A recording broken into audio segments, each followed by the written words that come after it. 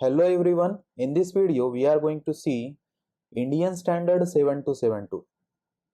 Exactly what Indian Standard 7272 is and what it covers, that we are going to see in this video.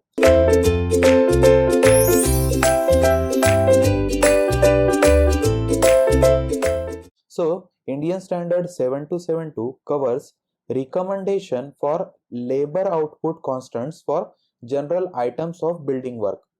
What happens whenever, if you want to find out how much work a labor can do, or for a particular work how many labors are required, so according to the department, according to the conditions, according to the locality, it may vary from place to place, time to time, or from department to department. So some constants are derived, and that constants are used for the building works, different building works, and that is nothing but labor output constants.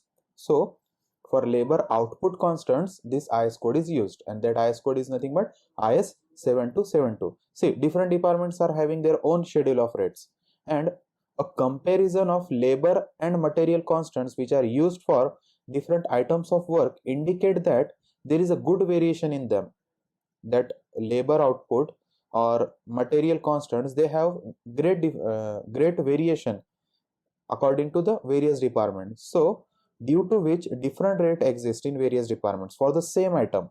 For a particular same item, at in one department there will be different rate, and in other department there will be different rate. Then in even in same locality there will be different rates of items. So this Indian standard is issued in order to rationalize these labor output constants for the different building works. So this was the video about Indian Standard 7272. Thank you.